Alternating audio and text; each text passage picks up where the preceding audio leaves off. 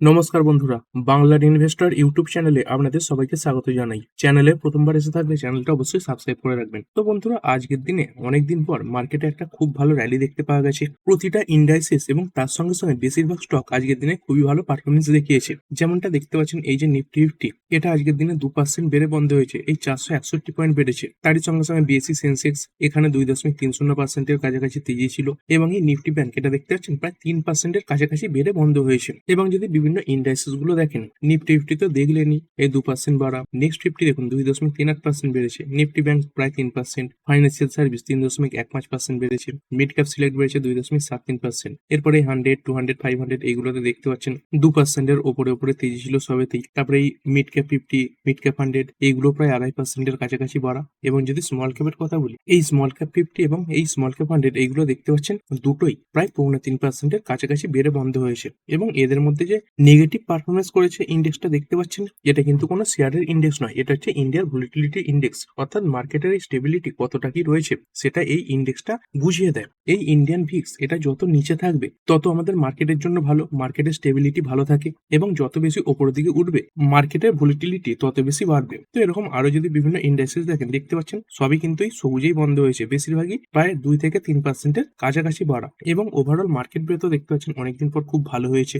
এনএসিতে আজকে 3,390 খানা stock trade হয়েছে। তাদের মধ্যে বেড়েছে কতগুলো? 739 খানা শেয়ার, এবং এখানে পড়া শেয়ারের সংখ্যা কতগুলো? 564 খানা শেয়ার পড়েছে। তো বলতে পারেন একটা পড়া শেয়ারের সামনে প্রায় 5 খানা বাড়া শেয়ার ছিল। এরপরে বিভিন্ন সেক্টর, এই নিফটি আইটি এটাই শুধুমাত্র কিছুটা খারাপ পারফর্ম করেছে, তাও খুব বেশি যে খারাপ সেরকমটা নয়, মাত্র 0.09% পড়েছে। তারপরে বাকি সব সেক্টর গুলো দেখুন, নিফটি অটো প্রায় 2% বাড়া, ফাইন্যান্সিয়াল সার্ভিস 3% এর উপরে বেড়েছে, এফএমসিজি 0.63% আপ, মিডিয়া বেড়েছে 1.5%, মেটাল প্রায় 1% আপ, ফার্মা 0.30% বেড়েছে, পিএসইউ ব্যাংক 2.71% বেড়েছে, private bank 2.84% up, Nifty realty এটা 3.53% বেড়েছে। তো এই আজকের টপ পারফর্মার হচ্ছে নিফটি রিয়েলটি। সব থেকে বেশি ভালো পারফরমেন্স এই নিফটি রিয়েলটি দেখিয়েছে। এরপরে আরো অন্যান্য যে সেক্টর গুলো রয়েছে সেগুলো মোটামুটি সব ভালো পারফরমেন্সই দেখিয়েছে। তো যদি গতকালের কথা বলি, ট্রাম্পের একটা বক্তব্যে মার্কেটে একটা ভয়ের পরিবেশ তৈরি হয়েছিল। কি সেই বক্তব্য ছিল?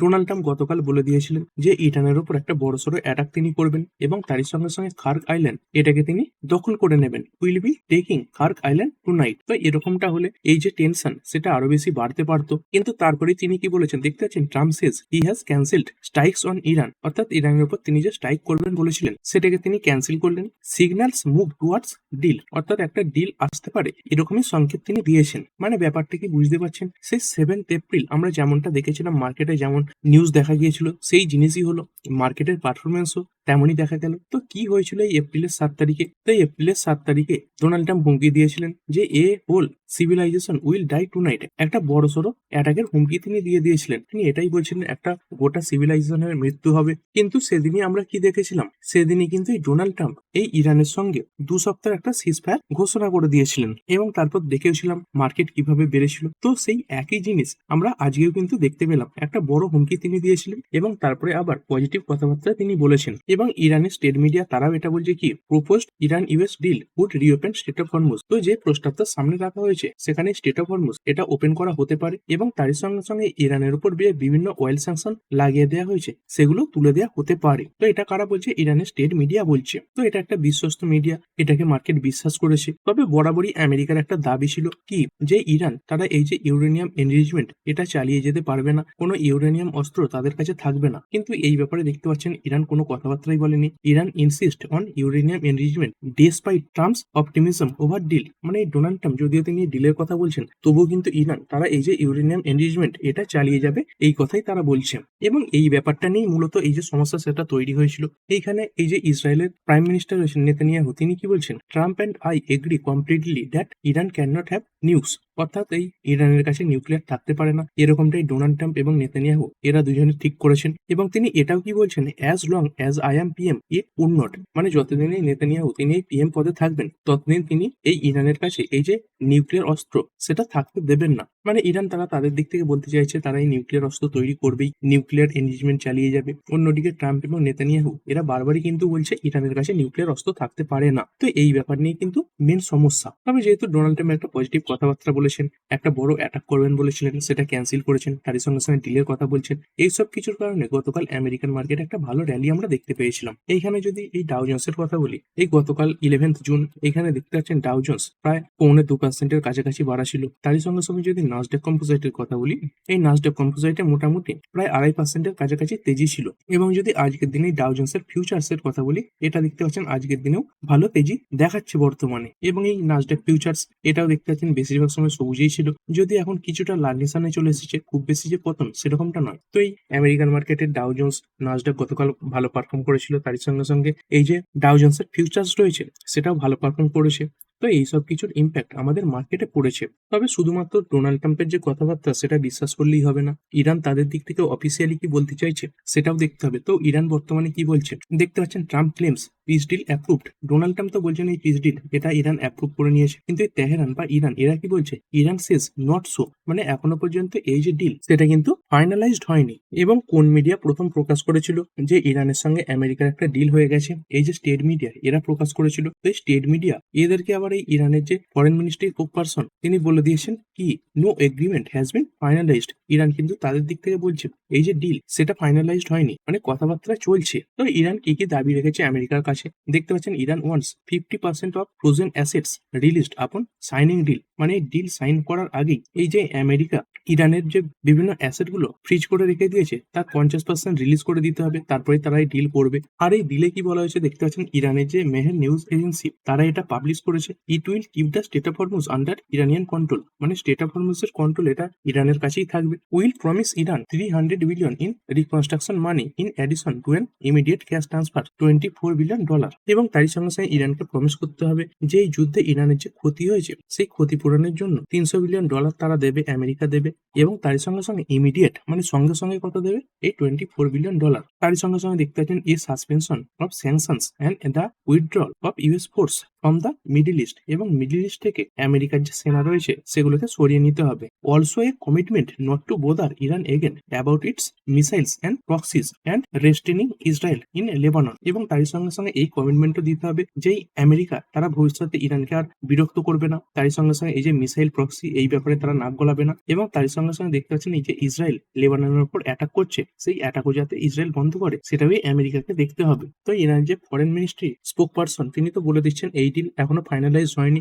অনেক রিপোর্ট এরকম সাজেস্ট করছে যে এই রবিবার একটা ডিল সামনে আসতে পারে। এবং এটা কোথায় হতে পারে, এই যে আলোচনা দেখতে পাচ্ছেন Iran US peace deal expected in Geneva. তো এই জেনেভাতে এই যে ডিল সেই ব্যাপারে আলোচনা হতে পারে। তার মধ্যে কি কি বিষয় থাকতে পারে দেখতে পাচ্ছেন, এই যে হরমুজ রিওপেনিং সেই বিষয়টা থাকতে পারে, তার সঙ্গে সঙ্গে এই যে সিজফায়ার তার যে এক্সটেনশনের ব্যাপারটা এইটাও থাকতে পারে। আর এই আমেরিকান মার্কেট বর্তমানে কেমন পারফর্ম করছে, এই ওপেন হয়ে গেছে আমেরিকান মার্কেট দেখতে পাচ্ছেন, পুরোটা অনেকটা গ্যাপ আপ হয়েছিল, সেখান থেকে প্রায় 0.5% কাছাকাছি নিচে পড়ে বর্তমানে ট্রেড করছে। এবং যদি নাসডাক কম্পোজিটের কথা বলি, এটা গ্যাপ ডাউন হয়েছিল, তারপরে সেখান থেকে অনেকটা নিচে পড়ে গিয়েছিল, আবার সেই নিচু থেকে দেখতে পাচ্ছেন ভালো পরিমাণে রিকভারিও দেখিয়েছে, যদিও এখন এই নাসডাক কম্পোজিট লাল নিশানে ট্রেড করছে। আর এই গ্লোবাল মার্কেট কেমন কি রয়েছে, আমেরিকান মার্কেট তো গতকাল তেজি দেখিয়ে দিয়েছিল, সেই তুলনায় এই যে ইউরোপিয়ান মার্কেটগুলো এগুলো গতকাল তেজিতে ছিল না। ড্যাক্স দেখতে পাচ্ছেন 1.25% আপ, ফুটসি 100 1.32% বেড়েছে, ক্যাক 40 বেড়েছে 1.44%, ইউরোস্টক্স 1.38% বাড়া। তো এরকম দেখতে পাচ্ছেন প্রতিটা মার্কেটে তেজি দেখা যাচ্ছে। এবং যদি এশিয়ান মার্কেটের কথা বলি, এই জাপানের মার্কেট দেখুন নিক্কেই 2.81% আপ, সাংহাই বেড়েছে 1.12%, তারপরে এই হ্যাংস্যাং 1.93% বাড়া, এবং এই কোসপিটা 4.63% বেড়েছে। মানে গ্লোবাল মার্কেটেই আজকের দিনে এই র্যালি দেখতে পাওয়া গেছে। এবং যদি অন্যান্য অ্যাসেট ক্লাসের কথা বলি, এই গোল্ড সিলভার এগুলোতেও তেজি দেখা যাচ্ছে। গোল্ডে দেখতে পাচ্ছেন এখন 0.35% আপ, এবং সিলভারে এখন 0.30% তেজি দেখতে পাওয়া যাচ্ছে। একসময় গোল্ড সিলভার আরো বেশি বেড়ে গিয়েছিল, সেখান থেকে কিছুটা পড়ে গিয়েছে। এবং আমাদের জন্য সব থেকে বড় যে রিলিফ সেটা হচ্ছে ক্রুড অয়েলের প্রাইসে আজকের দিনে পতন দেখতে পাওয়া গেছে এই খবরে যে ইরান এবং ইউএস এর মধ্যে খুব শীঘ্রই একটা ডিল হয়ে যেতে পারে। তো দেখতে পাচ্ছেন ডব্লিউটিআই ক্রুড এখন 2% উপরে বড়, এবং ব্রেন্ট ক্রুড এটা 1.87% বড়।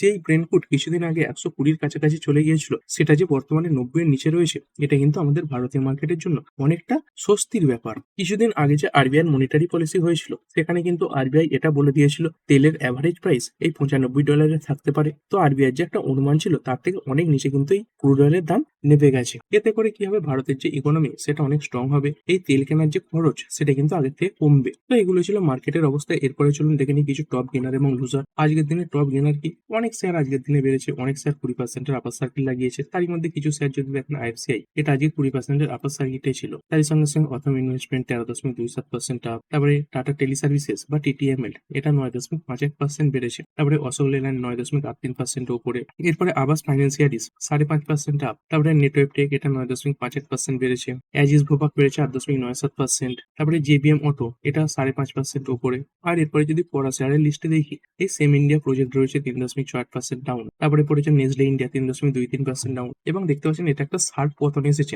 মানে কোনো খবরের কারণেই পড়েছে। কি সেই খবর? এখানে দেখতে পাচ্ছেন এই যে এফএসএসআই রয়েছে, মানে যারা এই খাবারের যে কোয়ালিটি এটা চেক করে থাকে, তো দেখতে পাচ্ছেন এই Nestle India share slip 3% after FSSAI notice over Maggi's quality concern. মানে এই নেসলের যে প্রোডাক্ট রয়েছে ম্যাগি, তার যে কোয়ালিটি সেই ব্যাপারে এই যে এফএসএসআই এরা কিছু কনসার্ন জারি করেছে। তো কি সেই কনসার্ন? দেখতে পাচ্ছেন এই যে এফএসএসআই এরা এটা লক্ষ্য করেছে এবং এই অ্যালিগেশনের সামনে রেখেছে কি, যে ম্যাগির প্যাকেটে, ম্যাগি যে নুডল হয় তার প্যাকেটের ভেতর বিভিন্ন যে কীট পতঙ্গ এবং লার্ভা এগুলোকে দেখতে পাওয়া গেছে। তো এরকম বড় একটা অ্যালিগেশন সামনে রাখার কারণে এই নেসলের মতো শেয়ার খুব অল্প কিছুক্ষণ সময়ের মধ্যেই 3 থেকে 4% কাছাকাছি পড়েছে। এছাড়াও এই ওএনজিসি ক্রুড অয়েলের প্রাইস পড়ে যাওয়ার কারণে পতন এসেছে 2.24% ডাউন। তারপরে টেক মাহিন্দ্রা পড়ে গেছে 2.18%। এবং এই অয়েল ইন্ডিয়া, এটাও তেলের প্রাইস পড়ার কারণে পড়েছে, এটা আজকে 2.36% পড়েছে। আর ভিডিও শেষে নিফটি ফিফটি আবার দেখে নেবো। আজকের দিনে এই নিফটি ফিফটিতে দেখতে পাচ্ছেন 39টা কোম্পানি সবুজে বন্ধ হয়েছে এবং 11টা কোম্পানি লাল নিশানে বন্ধ হয়েছে। এদের মধ্যে কোনগুলো সব থেকে ভালো এবং কোনগুলো সব থেকে খারাপ পারফর্ম করলো, প্রথমে যেগুলো ভালো পারফর্ম করেছে দেখে নেবো। শ্রীরাম ফাইন্যান্স